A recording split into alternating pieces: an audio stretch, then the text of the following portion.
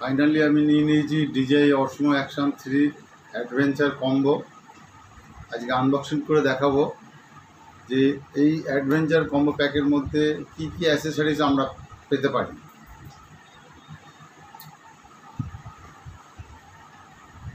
আর এই অ্যাডভেঞ্চার কম্বোর মধ্যে যে ফিচার্সগুলো আছে সেই ফিচার্সগুলো এই পিছনে দেয়া আছে, মানে কত কত এফপিএসে আপনি রেকর্ডিং করতে পারবেন, আপনার ব্যাটারি কি পজিশন আছে এবং কি কি অ্যাসেসরিজগুলো পাবেন সেইগুলো সব এখানে দেয়া আছে।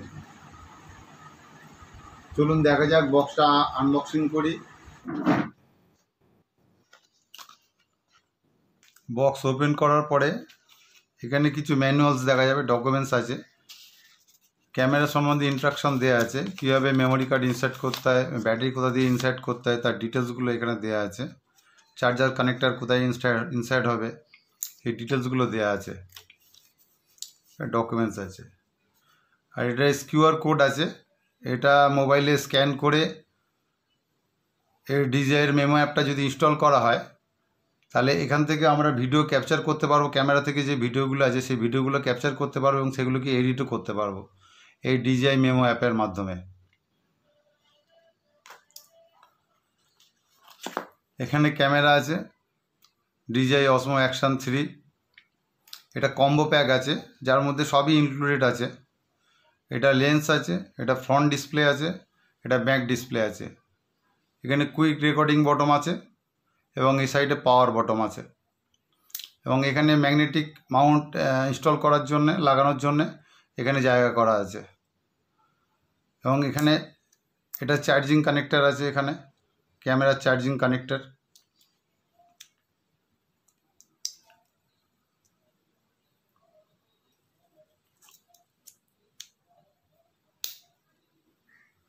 এখানে আছে ব্যাটারি কানেক্টার, ব্যাটারি ইনস্টল করার জন্যে এখান থেকে ব্যাটারি ইনস্টল করতে হয়। এটা আছে মেমোরি কার্ড স্লট, এখানে মেমোরি ইনসার্ট করতে হয়, এখানে ব্যাটারি ইনসার্ট করতে হয়।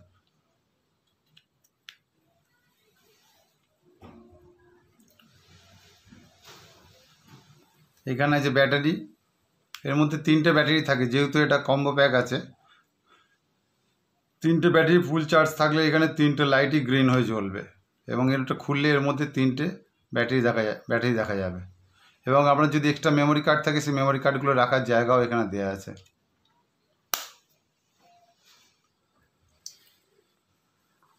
এটা ডেটা কেবিল আছে DJI Osmo Action 3, এটা দিয়ে এই ব্যাটারি কেসটাকে চার্জও করা যেতে পারে, আবার ক্যামেরার মধ্যে এটাকে লাগিয়ে চার্জও করা যেতে পারে, এবং ক্যামেরার যে ডেটাগুলো আছে সেই ডেটাগুলোকে আমরা ট্রান্সফার করতে পারি এই কেবিলের মাধ্যমে।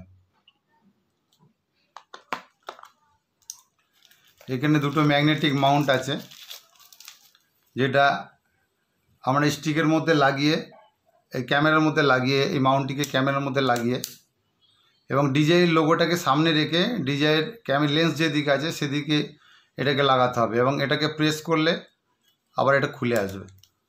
এটা খুবই ম্যাগনেটিক মাউন্ট আছে, খুবই ম্যাগনেট, মানে সঙ্গে সঙ্গে এটা লক হয়ে যায়।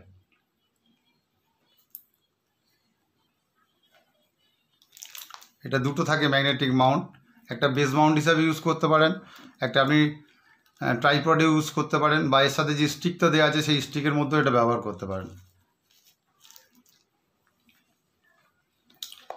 এবং দুটো নাট স্ক্রু আছে, যেটা দিয়ে আমরা এই মাউন্টগুলোকে অ্যাটাচ করার জন্যে নাট দিয়ে এটাকে অ্যাটাচমেন্ট করা যায়।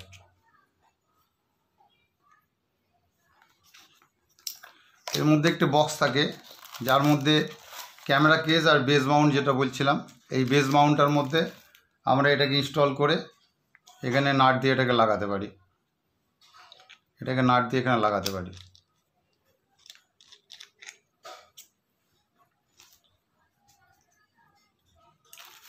এবং এটা ক্যামেরা কেস আছে, এর মধ্যে ক্যামেরাটিকে লাগিয়ে আমরা সেফটি হিসাবে ব্যবহার করতে পারি, এবং এর মধ্যেও দেখুন quick release bottom, quick recording bottom আছে, এবং এদিকে পাওয়ার বটম আছে। এটার মধ্যে লাগিয়ে আমরা ম্যাগনেটিক হিসেবে ব্যবহার করতে পারি, এটাকে ম্যাগনেটিক মাউন্ট লাগিয়ে এটাকে ভার্টিক্যালি এবং হরিজেন্টালি রেকর্ডিং করতে পারি। এবং এর মধ্যে ক্যামেরাটিকে অ্যাটাচমেন্ট করা যায়, এই যেদিকে কুইক রেকর্ডিং বটম আছে সেই দিকটা করে, এই যে ক্যামেরার কুইক রেকর্ডিং বটম আছে সেই দিকটা করে ক্যামেরাটাকে ইনসার্ট করতে হয় এবং ভালোভাবে ইনসার্ট করার পর এটা লক করে দিতে হয়। এটা পুরো ইনসার্ট হয়ে যাবে এবং এর মধ্যে মাউন্ট লাগিয়ে এই মাউন্টটা খুবই হার্ডি, মানে চট করে এটা খোলে না, খুবই শক্ত মাউন্ট আছে। এবার এটাকে আমরা ট্রাইপডের মধ্যে বা এই যে স্টিক আছে সেই স্টিক্সের মধ্যে আমরা লাগিয়ে এটাকে রেকর্ডিং করতে পারি, শ্যুট করতে পারি।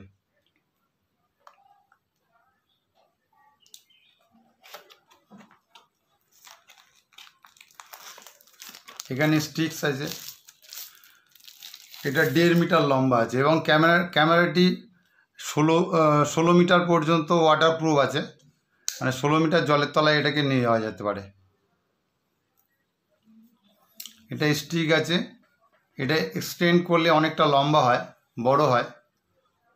এটা 1.5 মিটার লম্বা আছে এবং ব্লগিংয়ের জন্য এটা খুবই সুবিধা। মানে স্টিকটা এর মধ্যে ক্যামেরা মাউন্ট করে, এর মধ্যে যদি আমরা ক্যামেরা মাউন্ট করে এখান থেকে আমরা রেকর্ডিং করতে খুবই সুবিধা হবে।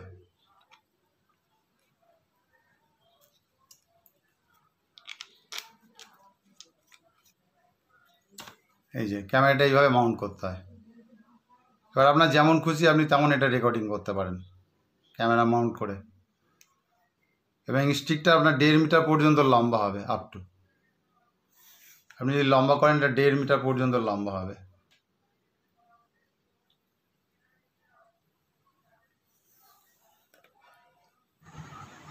আমি এইটুকু খুললাম, মানে এটা আরও বড় খোলা যায় এবং ব্লগিংয়ের জন্য এই স্টিকটা খুবই সুবিধা। এই ডাটটাকে আমরা এটাকে ঢিলা দিয়ে ক্যামেরাটাকে আমাদের মতো ইচ্ছে খুশি অ্যাডজাস্টমেন্ট করে আমরা এটাকে ব্লগিং করতে পারি স্টিক দিয়ে। এবং দূরে যদি অনেক উঁচু থেকে যদি কোনো শট নিতে হয় তাহলে ক্যামেরাটাকে আমরা উপরে তুলে দিয়ে সেখান থেকে আমরা শট নিতে পারি এবং খুব সুন্দর ভিউ পাওয়া যায় এবং খুব সুন্দর শট নেওয়া যায়। আমি কিছু ফুটেজ সংগ্রহ করেছি, সেই ফুটেজগুলো আমি এই ভিডিওর মধ্যে অ্যাটাচমেন্ট করে দেবো, আপনারা দেখলে বুঝতে পারবেন। এবং রেজলিউশনও খুব সুন্দর পাওয়া যায়। এই ক্যামেরাটা আমি পছন্দ করেছি ক্যামেরার কতগুলো ফিচার্স দেখে, যে ফিচার্সগুলো আমার খুব ভালো লেগেছে। যেমন এর রক স্ট্যাডি মোড আছে, হরিজেন্টাল ব্যালেন্সিং আছে, হরিজেন ব্যালেন্সিং আছে, রক স্ট্যাডি ফ্ল্যাশ আছে। মানে যদি আমরা কখনো ছুটে ভিডিও রেকর্ডিং করি সেক্ষেত্রেও এই ক্যামেরাটার স্টেবিলিটি খুব ভালো দেবে। উইথ EIS আছে, মানে ইলেকট্রনিক্স ইমেজ স্টেবিলাইজেশনও এর মধ্যে পাওয়া যাবে। এর অনেকগুলো ফিচার্স আছে, এই ফিচার্সগুলো আমি বলবো। এখন আর স্টাডি করিনি, ক্যামেরা নিয়ে আমি স্টাডি করবো, তারপরে ফিচার্সগুলো সম্বন্ধে বলবো। এর মধ্যে অনেক ফিচার্স আছে, যেরকম আপনি ব্যাটারি সেভিংয়ের ক্ষেত্রে আমরা ফ্রন্ট ডিসপ্লেটাকে অফ রেখে ব্যাক ডিসপ্লে দিয়ে ভিডিও করতে পারি, আবার বোথ ডিসপ্লেটাকে অফ রেখে আমরা ভিডিও করতে পারি। তাতে কী হয়, আমাদের ব্যাটারির লংজিভিটি বলতে ব্যাটারির পাওয়ার কনজামশনটা অনেক কম হবে এবং আমরা অনেকক্ষণ ধরে ভিডিও রেকর্ডিং করতে পারবো।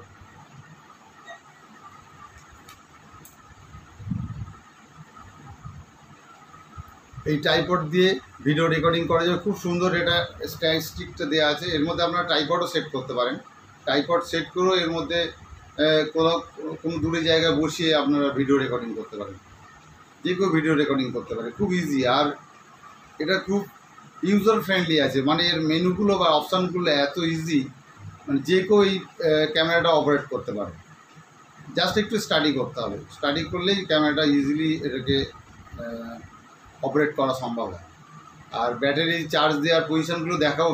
ব্যাটারির মধ্যে যে কালারগুলো ইন্ডিকেট করে, এই কালারগুলোর কত পার্সেন্ট চার্জ থাকলে এই ব্যাটারির ইন্ডিকেশানগুলো বোঝা যায়, তার একটা ভিডিও আমার করা আছে, সেটা আমি দেবো, এর সাথে অ্যাটাচমেন্ট করে দেবো। অসমো অ্যাকশন 3 ব্যাটারি কেসের ইন্ডিকেটার যদি রেড, ইয়েলো এবং গ্রিন দেখায় তাহলে বুঝতে হবে রেডটি 10 থেকে 20% চার্জ আছে, ইয়েলো ব্যাটারিটি ইয়েলো কালার যেটা দেখাচ্ছে সেটা 30 to 50% চার্জ আছে এবং গ্রিন যেটা দেখাচ্ছে সেটা 60 থেকে 100% চার্জ আছে। এবং এটা যদি চার্জারের মাধ্যমে চার্জ করা হয়, যে চার্জার কানেক্টর আছে এখান থেকে চার্জ করা হয়, তাহলে ফুল চার্জ হয়ে গেলে সব লাইটগুলো গ্রিন হয়ে যাবে। অর্থাৎ 80%-এর উপরে গেলে এই লাইট এই সব লাইটগুলোই তিনটে যে ব্যাটারি আছে সেই তিনটে ব্যাটারি গ্রিন লাইট শো করবে, অর্থাৎ 80%-এর উপরে গেলে। এবং টোটাল 100% চার্জ ফুল হওয়ার পরে এই চার্জার লাগানো অবস্থায় এই লাইটগুলো টোটালি অফ হয়ে যাবে। তখন যদি এই সুইচটা প্রেস করা হয় তখন দেখা যাবে সব লাইটগুলো গ্রিন দেখাচ্ছে। তার মানে এর মধ্যে যে তিনটে ব্যাটারি আছে সেই তিনটে ব্যাটারি ফুল চার্জ হয়েছে। তখন এখান থেকে ব্যাটারি খুলে ক্যামেরার মধ্যে লাগিয়ে শ্যুট করা যাবে।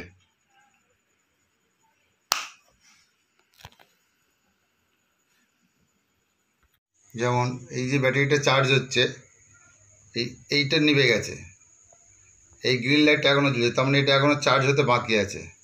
আর রেড লাইটটা এখনও জ্বলে যাচ্ছে, তার মানে এটা এখনও অনেক চার্জ হতে এখনও অনেক বাকি আছে। এটা গ্রিন লাইট আছে, এই লাইটটা একেবারে নিভে গেছে বাঁ দিকে। তিনটে ব্যাটারির মধ্যে একটা লাইট একদম নিভে গেছে, মানে এটা পুরো ব্যাটারিটা ফুল চার্জ হয়ে গেছে। আর এই গ্রিন লাইটটা এখনও জ্বলছে, মানে এর এখনও চার্জ বাকি আছে। এটা রেকর্ডিং হচ্ছে 1080 50 FPS-এ, রক স্টাডি অন আছে। আমি আরও ফিচার্সগুলো নিয়ে বলবো, আমি এটা স্টাডি করি, জাস্ট স্যাম্পল ভিডিওর জন্য আমি ভিডিওটা করছি। আমি এখন আছি হুগলি ইয়মবাড়ার সামনে। এই যে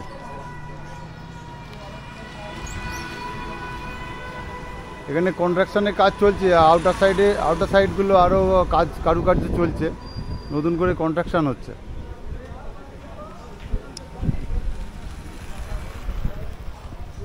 এটা ফ্রন্ট সাইডটা আছে, ইয়মবাড়ার ফ্রন্ট সাইডটা। ভিডিওর কোয়ালিটি কেমন হচ্ছে আপনারা কমেন্টে জানাবেন। এগুলো সব কনস্ট্রাকশন হচ্ছে নতুন করে আবার আউটার সাইডটা।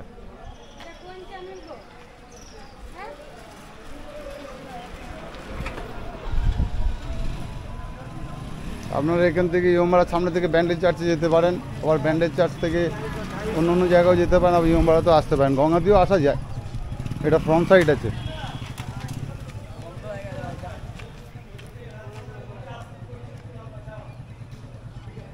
এখানে টোটো গাড়িগুলো দাঁড়িয়ে থাকে, টোটো ধরে যেতে পারেন, হেঁটেও যাওয়া যায়, বেশি সময় লাগে না এখান থেকে ব্যান্ডেল চার্চ যেতে।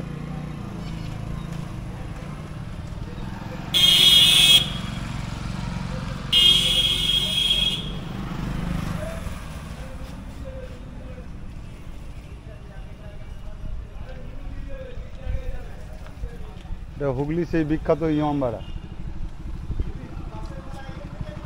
সামনেই জুবলি ব্রিজ আছে, ওটা নতুন কনস্ট্রাকশন হয়েছে জুবলি ব্রিজটা।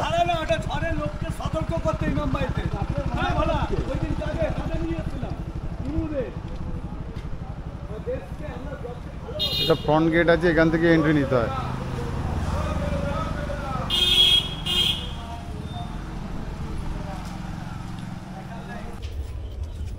এটা শ্যুট হচ্ছে 1080 60 FPS-এ, রক স্টাডি অন আছে। আজকে ওয়েদার খারাপ আছে, মেঘলা ওয়েদার আছে, যার ফলে ফুটেজ কেমন আসবে বলতে পারছি না। আমি আরও ভিডিও পোস্ট করব, যখন ক্যামেরা রিভিউ করব তখন আরও ভিডিও দেবো। আমি এখন আছি পুরো একদম গঙ্গা নদীর ধারে। এই যে পুরো গঙ্গা, এটা চকবাজারের ঘাট, এখান থেকে ওপারে যাওয়া যায়। এখানে নৌকো আছে, লঞ্চ নৌকো, এখান থেকে ওপারে যাওয়া যায়। এই ফুটেজগুলো কেমন আসছে একটু বলবেন। আর এখানে দেখা যাচ্ছে ওই যে জুবলি ব্রিজ। আমি যদি একটু জুম করি,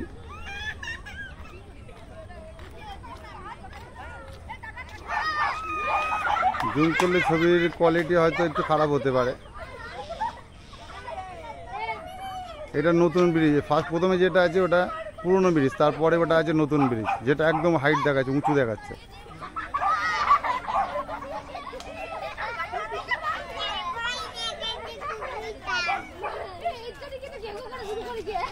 গঙ্গার জল একদম পুরো ঘাটের কাছে চলে এসছে এখন। এইটা আছে ঘাট, চকবাজারের ঘাট।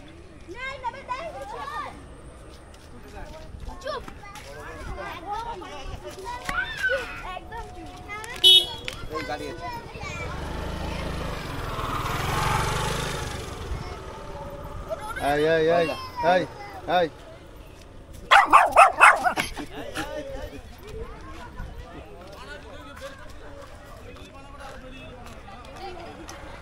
এখান থেকে নৌকো পার হয়ে যে আইপিপির ঘাট আছে উপরে আইপিপির ঘাটে যাওয়া যায়। এটা পুরো গঙ্গার ধারে একদম। আজকে ওয়েদার খুবই মেঘলা আছে, আকাশ পরিষ্কার থাকলে হয়তো ফুটেজ ভালো আসতো।